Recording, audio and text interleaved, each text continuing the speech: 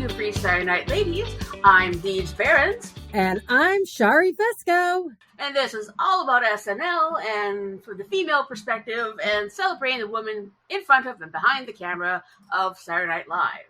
And last night, the third episode of season 51 was definitely a Saturday Night Ladies night. Definitely. And it was really good for one lady in particular, which we will review as the night goes on. But this was a double duty host situation by Sabrina Carpenter. I'm very glad the first thing they got out of the way right away, just to get it out of our lives. So, shall we start talking about the episode now? Let's do it! We have the cold open with the return of Domingo. I keep saying, Matt, dump her already. Get out while you can. Yeah, we have to suspend disbelief here. Because I would think he would have left her ages ago. I know, but I can't. Like they say in the sketch. This is your sixth warning. It's like, dude, it's not going to get any better. You need this to come to an end. Yes, I agree. And they're running out of occasions. They're really grasping at straws now with the 30th birthday of Matthew. And she's going to buy a present. Yeah. Pretty thin premise. A road trip with her girls to buy a present. Bitch, haven't you heard of Amazon? Or Etsy, or any of the other 560 options out there online. Heck, even freaking Temu or Wish. I mean, there's other things out there. You don't have to travel to Nashville for the reason we definitely know you're doing, because you covered your pillows in the bed. So, you know, please end it. Please end my pain. Please end other people's pain. Yes, I totally agree. This needed to be the last one, but I fear it will not be. But on the good side, at least it wasn't a political, especially a president who will not be named, cold open. So there is that little bit of positive silver lining. Oh, we're off to the monologue. It was short. It was sweet. It was her being self-deprecating. She goes into the audience and talks to uninterested audience members. We all talked about on SNL last night that the audience did not seem to be into this episode at all. So she had a lot of cold fish, but she made the best of it. And my first note was, I love her dress. Her dress was great. She looked great the whole episode, whenever she was just being herself. Nothing extremely unusual. We've seen it before, but she did a perfectly passable job. Lovely monologue. I think we're ready to go into the first live sketch of the night. Just, the tippy tapping is the puppies over at Shari's place. They are having a party up there that I have tried to break up. So what can you do? Dogs will beat up. One thing that didn't quite help a lot of the momentum for this episode tonight, there was a 12-minute delay because of college football. Sports, why must you ruin everything? Agreed. At least it was only 14 minutes, though. Getting the operating global news at 11 is all done, and then next thing I see is this week on Border Patrol. It's like, what? So I go to Global Toronto, go to Edmonton, I go to all of us. It's all the same. I went to the chat online. Oh, it's delayed for 12 minutes. Like, boo, sports. So we're into our first live sketch, and this is where one of the times when the ladies really shine. It's called Boys Podcast with the, Snack Bros? Snack Homies, yes. Snack Homies. Podcast of 4 middle school boys. In the tradition of women playing boys of that age in animation, all the boys are women. So we have Chloe, Sabrina, Jane, and Veronica. I thought this was a really good showcase for Jane. I think the way she is, the way this character is, definitely did work very well for it. Everyone gets it so well. I think Chloe's voice could have been just a little bit better, but who knows, maybe her character hasn't reached puberty yet. I don't know. Very good use of the ladies. Just when we think we're going to have a Trump-free night. It's the one and only JAJ playing our beloved president over here in the U.S. I don't think you had the air quotes enunciation there. Beloved. Exactly as I should have said it. Beloved. If there's ever a thing that air quotes were invented for, and that's for BJT. Perfect. A lot of people did not dig this sketch. I'm so glad you and I are on the same page, Deej. I thought this was a great showcase for the ladies, and I thought they did a very good. These are women in their 30s playing 13-year-old boys to perfection. Ashley Padilla, star of the night. There is nothing more to say. She was great here. She had the best lines. I loved the fire because the kids do say it all the freaking time. This is one sketch that did make me feel a little bit older, because I know some things like Bet and Fire. When Jane's character said, "I've never had a vegetable," and Sabrina goes, "Dude, you haven't had vegetables? Those are like really important." Jane really, this is the best I've seen her outside the update desk.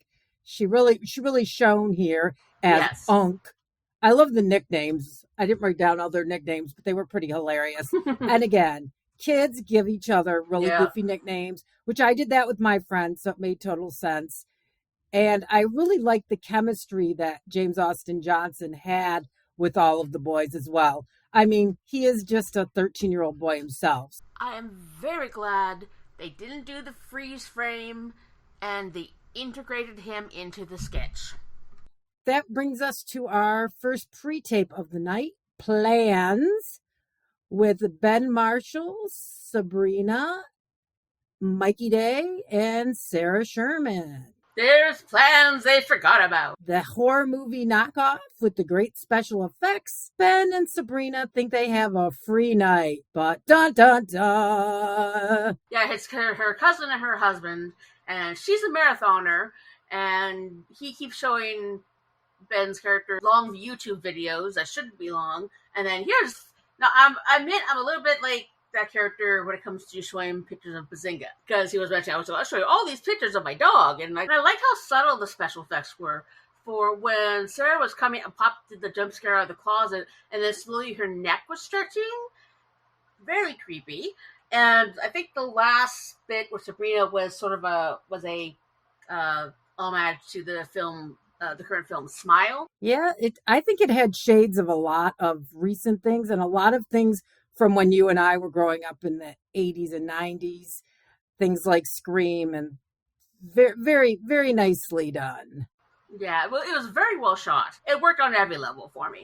All in all, a fun time, very perfectly seasonal. And the end where Sabrina tells Ben, a very dismayed Ben, they're staying for the weekend, and there are Sarah and Mikey at the door with their suitcases. And next, we go to the Shop TV, where Mikey dates Ashley again, which is awesome because Ashley is fitting in so well. I think she was one of the people in the most sketches tonight. I mean, she just fits right in. And the product that the framework of the sketch is someone is presenting this fabulous new project for Shop TV, and there ends up being some sort of erotic kind of twist to it. In this case, it's a very comfy neck pillow that, with the way it's sewn, and it comes together at the bottom with magnets so it doesn't slip, but it looks like a vagina.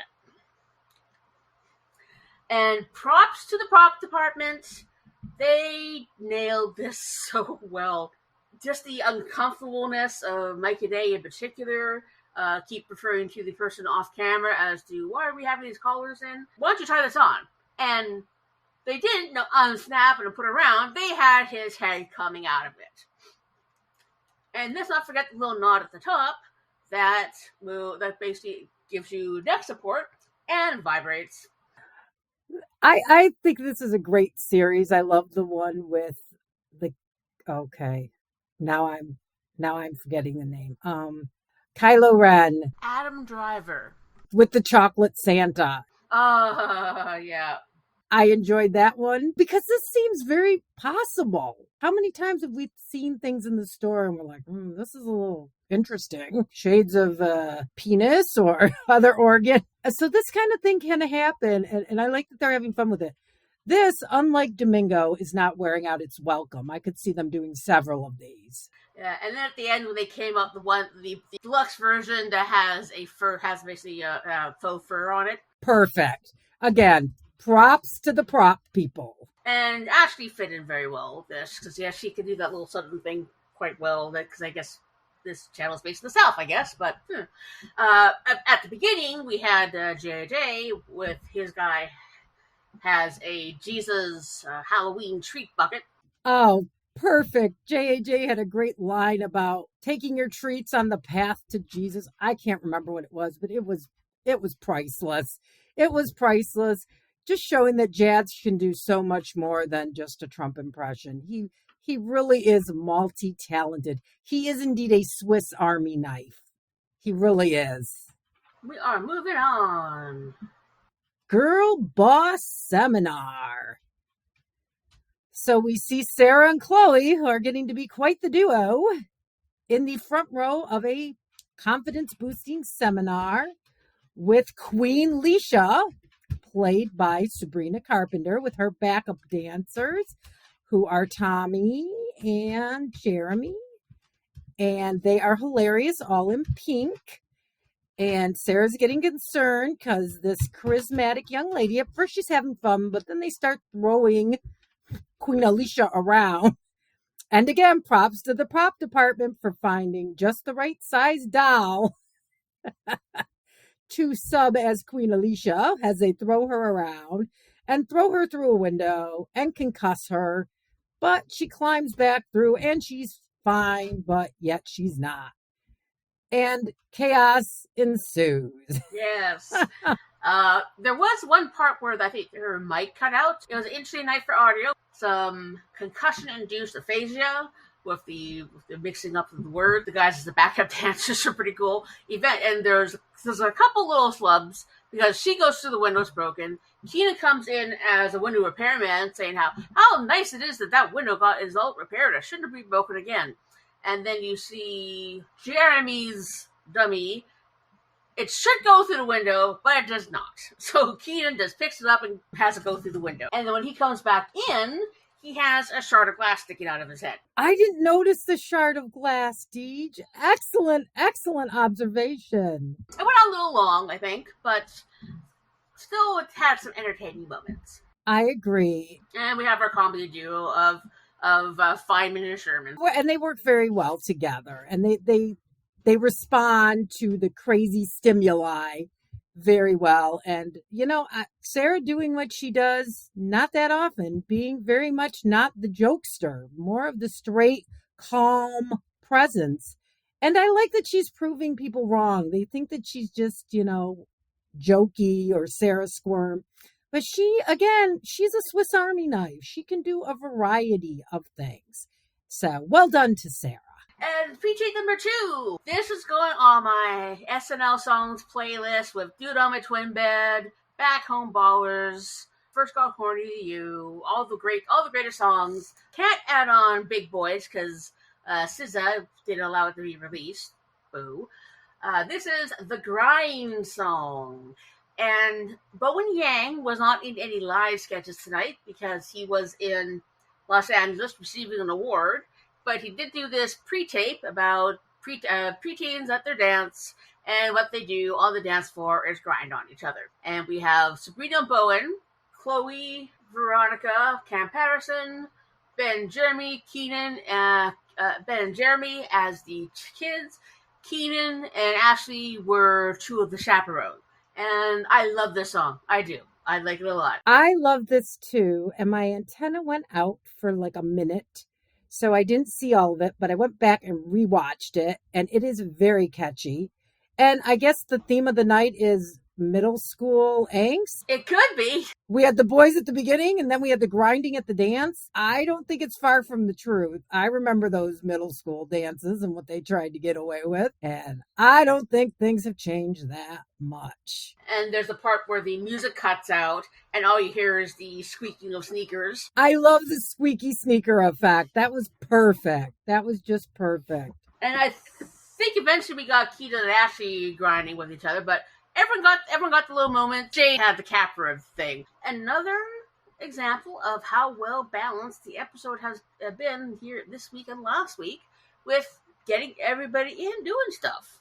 So if it's a small thing, but there's a good amount of cast dispersion. Cast dispersion, I agree. Very nice, evenly distributed screen time. A+ for that. Yes, but definitely a hit on my SNL playlist. Yeah, it's very catchy. And speaking of catchy, are we ready for the first musical performance of the night? Yes, we All are. right. It was Miss Sabrina singing, which I had to look up because I didn't know the name of it. Man Child, which I've heard. I feel like I've heard here and there. It's very, very catchy. Sabrina's Yes. very cute. I love the set. I love that her underwear on the back say Saturday night, and I think her shirt says the same. I thought that was very Yep. cool. I love that her microphone was disguised as a hairbrush. That worked perfectly. There's some complaints online with how she was dressed, but come on. If you were, no matter what age you were when you were a young girl, you would be in like your top and underwear singing into a brush. So this is pretty much a universal experience. I agree. There was absolutely nothing wrong with what she was wearing. She was more covered up than 90% of the people I see on the interwebs. So I had no problem with her outfit at all. I thought it was a very sweet homage to the show, which she really, you can tell she really loves being there. And those are the best kind of guests. And the band was also dressed in pajamas. And I think we had another audio fail because when the saxophonist came out, you couldn't really hear him because it was definitely playing, but the sound wasn't quite coming out. And I liked the bit that she did with flipping the books. Yes, that was again, props to the prop department. Those books were a perfect little touch. And I love that the band was in pajamas. And I love the sax player just wandering in and playing. But you're right, you couldn't really hear him. And at the beginning of her song, she was a little soft too, I thought. So microphone issues happen. What are you going to do? Yeah, exactly. And now we're on to Weekend update. Colin Jost and Michael Che. Michael Che. Where we go is the correspondence. Here is another thing I want to see retired, and that's the movie guy. The movie guy that never sees the movie is going to meet for a cough. This should have been a one and done. None of the reappearances have done anything for me. Because we all know it's just going to be, I did not see the movie. Then why are you the movie guy? Just being dressed up in an usher uniform does not make you a movie guy. I really agree with you.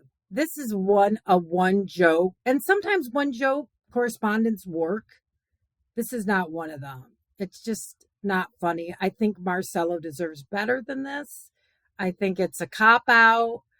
And I know they're just trying to, capitalize on how hot he is right now. But you can have him do other characters. He is very capable. Give him something more clever than this. And what was cut from Weekend Update was a J.A.J. presentation, fitness lifestyle guru giving out really bad advice a la RFK. Is it RFK? Yeah, it's RFK. Whose voice I hate so much. But I managed to catch that online, and it should have been on instead of movie guy. Yeah, I would have liked to see Judge in a different, unique role. That's kind of a shame. Yeah, it is available online. I will check that out. And we have our first Weekend Update appearance from Tommy about New to New York from the Midwest perspective. The basis of the story that he was commenting on was an article where there's a lot of people moving out of New York because of how expensive it is. But since he's joined the show, he's now moving into New York. Yes, and he is from Minnesota, I believe, and one of 8 children. I guess in his act, he does a lot of talking about being one of 8, which why wouldn't you? I mean, that was a huge part of his life.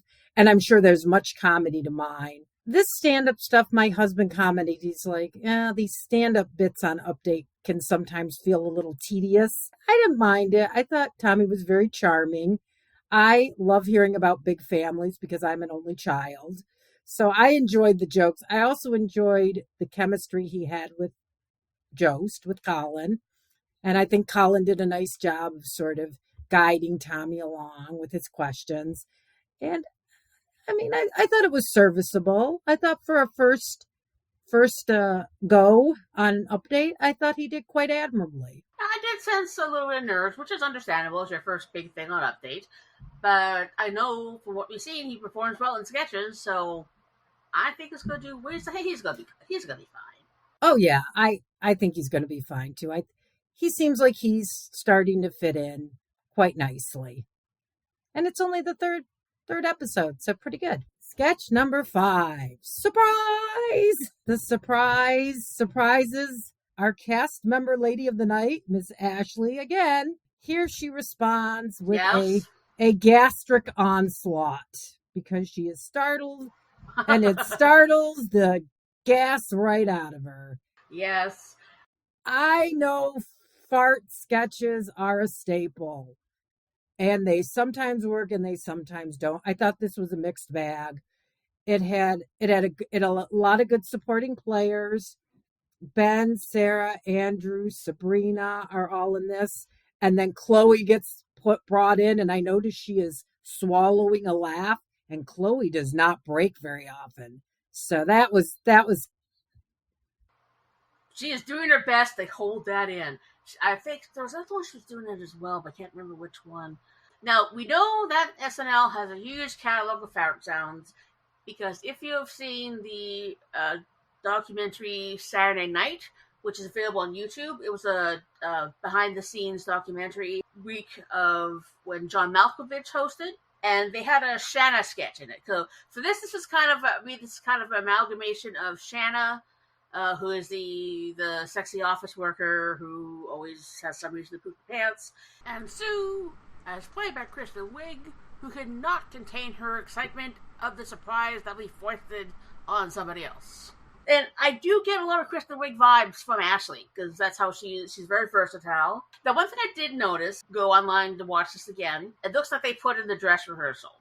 Because one of the things that was funny in the live sketch was when the first fart happened and Ashley's reaction to it. It was very similar to the bit in Family Guy when Peter Griffin bangs up his shin and he's just sitting there going like, ooh, for an extended period of time. So just her reaction to that. Now, I'm not sure. It's hard to tell if that was intentional. It looks like they did a shorter version because in the Sabrina Carpenter, she had a wig on, but in the YouTube release sketch, she has her own natural hair. Oh, interesting. Appliance store, which I love this one. This is Veronica's time to shine for the night in so many ways. So it's a couple going to an appliance store to buy a new washer and dryer. And you think the base of the sketch is them doing these sort of passive-aggressive comments at each other, not unlike the couple that should be divorced. They're debating between two different models of a washer-dryer, and they're rating them based on what plays when the cycle's done. Yes. Yeah, which my sister's machine does have, but the ones in our building don't, which doesn't make sense because they're down at the bottom of the building, so who would be able to hear the noise anyway? And then we get to another one, so they lift up the cover, Sabrina and Veronica as the personification of the washer and dryer. Yes! Everything was bang on, and there's a part when they actually stood up and Veronica's costume started falling apart, but no, she just kept on singing, propped it up as best she can, so eventually they did take them off for the final number. Now, in your notes, you're talking about the others in the dance at the end, and there were the people in the back of the end dance number were actual dancers, because there's one I recognize on the far right is Alex Wong, who is from my neck of the woods, Vancouver, BC. Oh, cool. And he was a contestant on So You Think You Can Dance. And he had to unfortunately drop out early because he tore his ACL. They were doing a tap number and they harmonized great. I mean, singing with Sabrina Carpenter, she just fit right in. No problem with the costume falling apart. She just basically tried to keep together as best she could and did not miss a step or a note. She really did not. And we have to mention that the couple is Andrew and Ashley, who are becoming quite the pair, and they have great chemistry here. Keenan was born to play these roles where he's got the crazy going on all around him, and he just keeps it together. So everybody here just worked perfectly. And that was a nice little tidbit that those were actual dancers. I didn't pay that much attention. So that's a neat little additional piece of trivia. You can sort of fake tap, but if they really want to do an actual number, then you actually need someone who can tap. So yes, I thought it was a perfect end of the sketch. We talk about sketches not ending well, like that last surprise one, I think, had the Party City button, which we all are fed up with. That wasn't needed. I'm glad the appliance one didn't get some button on it of some sort. It just ended with that big dance number. It was perfect. And both the ladies look awesome, and just them singing together. Veronica is another superstar, which not just because she's Canadian and I'm Canadian and Canadians support Canadians, but what she was really given a good chance to shine this episode. And all the ladies, this was definitely a ladies' night for SNL because everyone they just starting with the first one with them playing young boys and all the way through. It was a really good use of things, use of all of them, and they got to show different parts of their talents. I could not have said it better myself. This was a definite ladies' night episode with a great ladies' night host and doing double duty. I was a little bit hesitant because double duty, it takes a certain kind of talent to be able to pull off. But Sabrina has done comedy. So I thought she went above and beyond in every sketch she was in. I thought she especially shined in this appliance one because they had to have a sketch to showcase her singing ability. I was a really big fan of Girl Meets World. Me too. And that's where one of the things where she got her start, and she did a lot of great stuff on that. And with her second musical performance, now this is a bit of a weird one. Now the song itself was great. For some reason they set this one in a karate dojo, which was an interesting setup. In the song, and it also depends on where you were. There's some places where the audio was cut out. Watch on Global TV, the words are there on full force for display. There's a line. The line said twice towards the end of the song called "You Fucked Me Up," and a lot of people got 2 live F words on the air. Yeah, that went right past me, but it's almost 1 a.m. by that time over here on the East Coast. So, I'm not quite fully awake. So I'm not as sharp as some of the folks who caught it at that time. Well, I was going first, like, did she actually say what I think she said? And then the second one came. So I don't know if it was just the part of the audio problems tonight where someone just wasn't paying attention. It doesn't bother me. Me either. It's one of those words that someone arbitrarily decided that this is going to be a bad word. And quite frankly, I love the word fuck because it's so usable. Like, when you say, fuck or fuck, especially when something goes wrong. It's a good word. I like the F word. But I understand there's rules of TV. So so this would have aired around 10:45 my time because I'm on the West Coast. But I did like the song. Yes, and the song is called Nobody's Son, which I also had to look up because I did not know.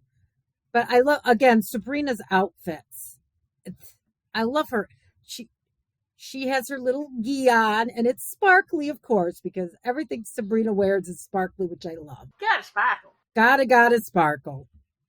Yeah, my inner Bostonian just came out. The last sketch we get is another pre-tape from Martin Herlihy. And actually, you're introducing this one, so I'm going to have you go. All right. Yes, it is Martin. And I believe that this has been cut twice, if I remember correctly, from Mr. John Schneider over at the SNN. I believe he did say this was cut from the last 2 episodes. There just wasn't enough time. Martin has had this in the hopper for a while. And it's focus group. How are people going to react to scary looking people in the audience of a movie theater? And these scary looking people all dressed as Frankenstein. Well, as Frankenstein's monster, yes, I'm going to be that bitch.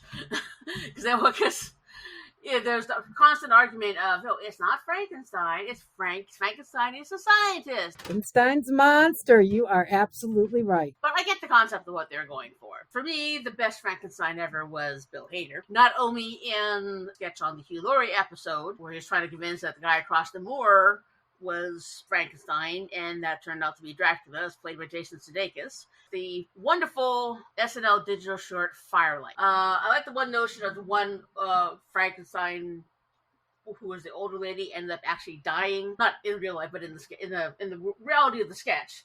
After he died, there was a brief appearance, as you mentioned, from Joe Sunday as one of the people who walked into the theater immediately walked out. And the only one who did not walk back out was Cam Patterson.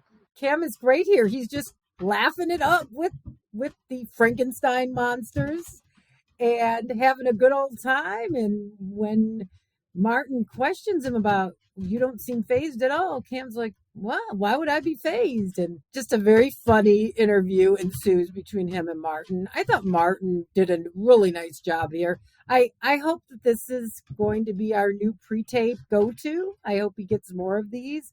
I think he has a very unique, interesting voice. People keep comparing him to Kyle Mooney.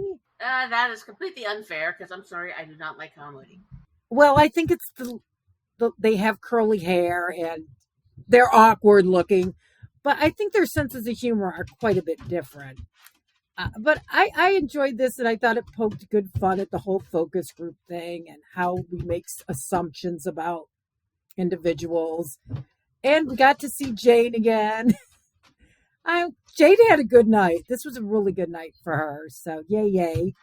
Good night for all the ladies. This was definitely, truly a ladies' night. So I'm glad we got to talk about it tonight. Ashley Padilla is definitely going to be here for a few years. Yeah, if she wants to be, for sure. And with Veronica feeling very well, and I'm still pleasantly surprised with Cam Patterson.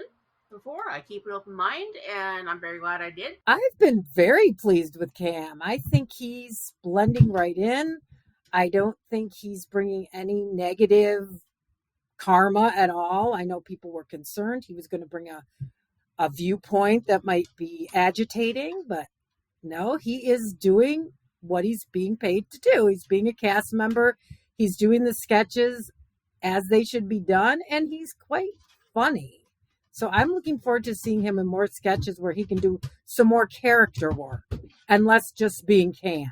Yeah, but I really do wish they did the full live version of the surprise sketch, because Ashley's extended reaction and recovery from that was, she played it so well, and just the comedic timing of that. And when they had the discussion of, wait, so what do you guys make?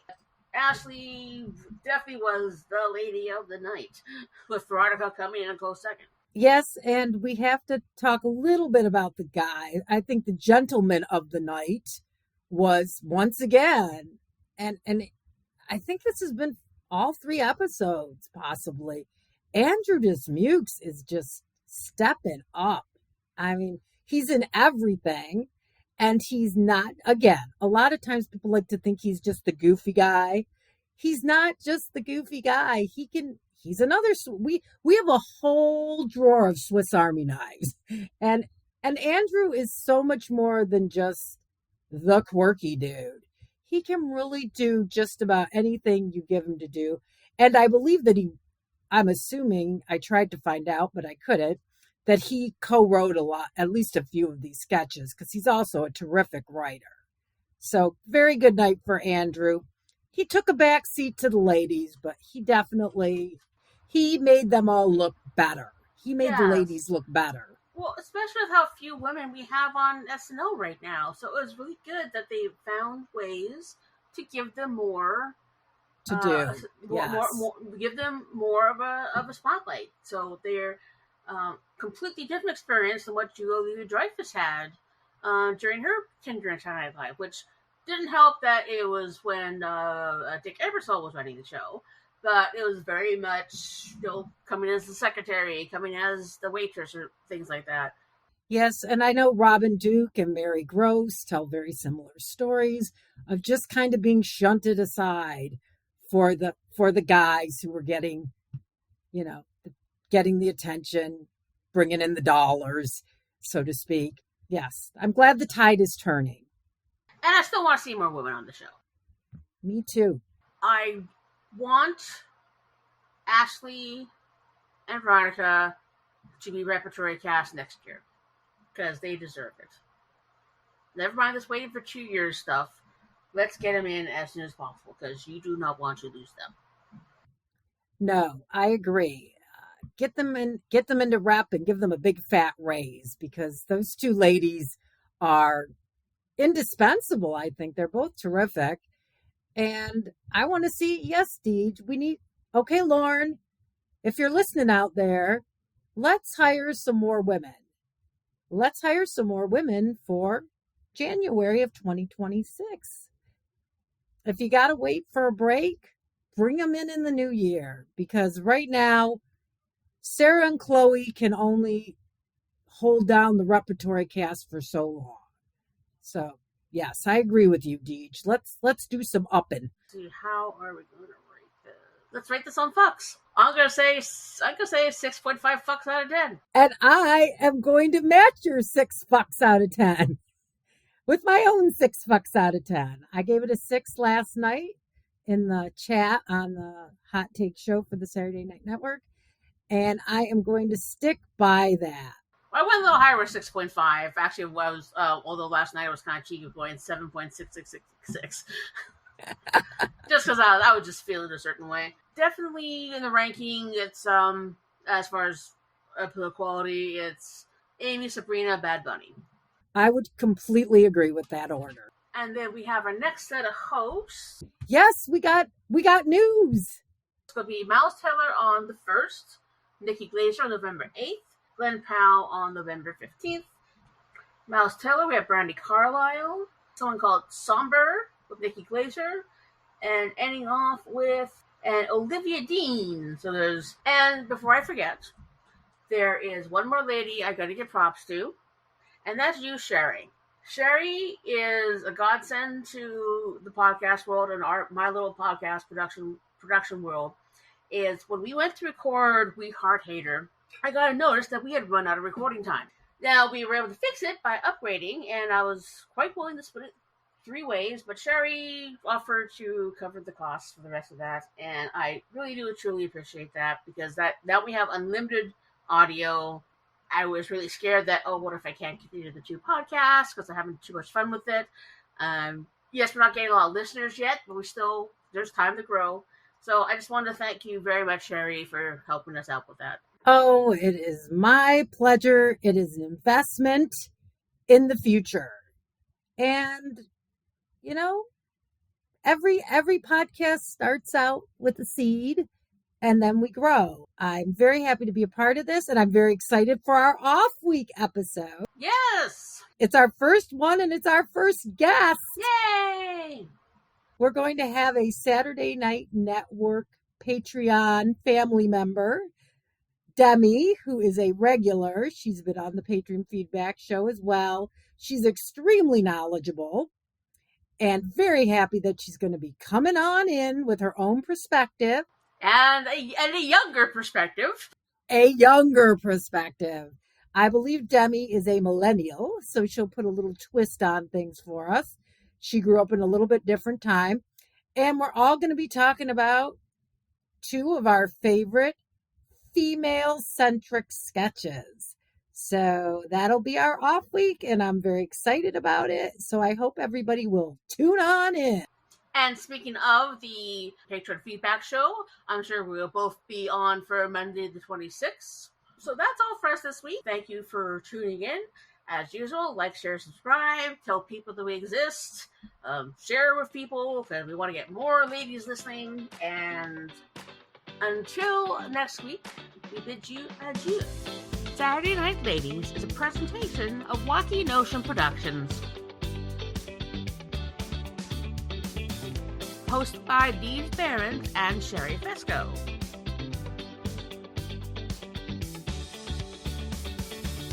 Recording and editing by Deej Barons.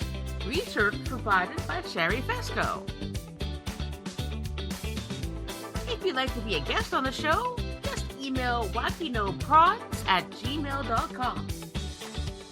And please remember to like, share, subscribe, and comment.